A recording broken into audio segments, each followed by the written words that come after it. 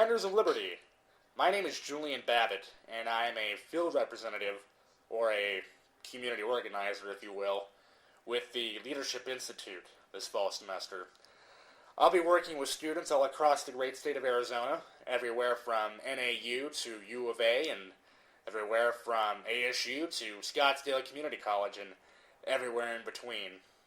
To that end, I'll be recruiting for and starting up organizations that promote any of the following ideals. Free enterprise, limited government, a strong national defense, and traditional values. I'll also be working to make current groups more active and helping them become more effective, and at the same time, helping to revive groups that may have been active in the past, but have since fizzled out.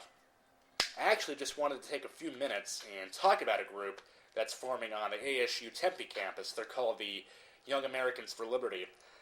This is actually a national organization, and they're an offshoot of the Ron Paul campaign, and they believe in promoting and defending the rights in our Constitution, the God-given rights of life, liberty, and property, and working to see that the government protects those rights. Let's listen real quick to Alvaros and Ryan, two members of the club, talk about their own personal political philosophies and how they plan to promote that on campus. Here at ASU. Well, I am a Jeffersonian classical liberal libertarian. I was a Republican up to the longest time when I sort of came to realize that, as Jefferson said, the tree of liberty must be nourished from time to time with the blood of patriots and tyrants. And the ultimate dictum of any government should be that, or the beauty of the Western civilization has always been to ask the question, what are the limits on government? And the limits on government, or the appropriate level of government, always begins from the individual. It solely exists to defend the rights of an individual, namely Jeffersonian, Lockean life, liberty, and property, or the pursuit of happiness. Mm-hmm. And beyond that, whenever any government goes beyond that, on the domestic front, it is basically usurping liberty and taking away individual human rights. And same goes to foreign policy. Any kind of welfare schemes at international level, giving aid to Africa, or for that matter, invading and so-called liberating other nations, is also a violation of the social contract that we have with the state. The state of the United States exists only to protect the Americans, not the foreigners.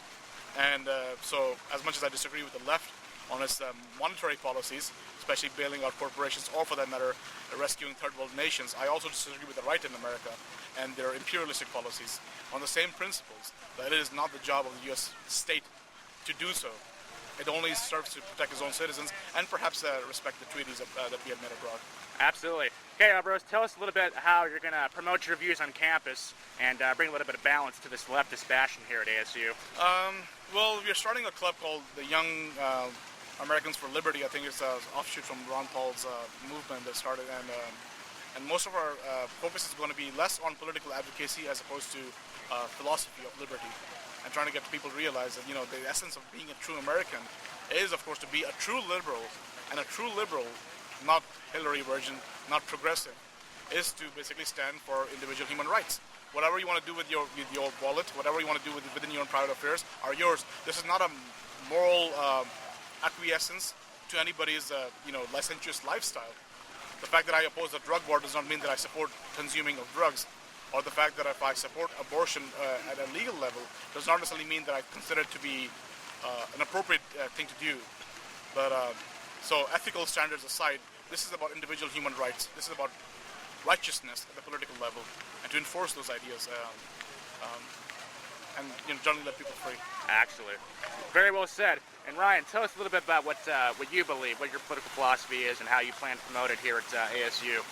Well, long story short, I'm basically a Ron Paul Republican, a true conservative. I don't belong to the neo-conservative philosophy, which accompanies Bushism and McCain and all the Republicans of late. I don't support nation building. I don't support the war in Iraq, although I did support the war in Afghanistan, but that's kind of turned into a debacle as well.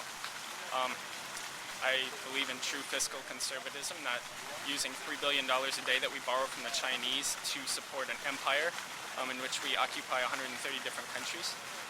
I believe in constitutional freedom, so for example, I don't support a federal ban on abortion, and I don't support the war on drugs, although I am overwhelmingly pro-life. I believe under the 10th Amendment that's an issue that belongs to the states.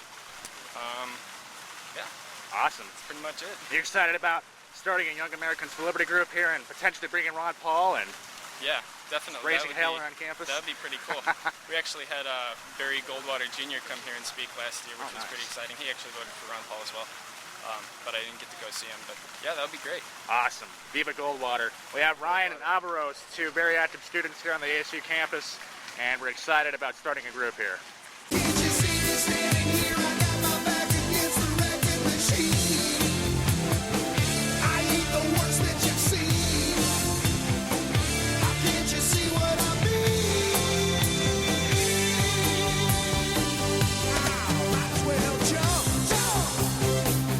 Obviously, Young Americans for Liberty is but one example of a group that you can start up on campus.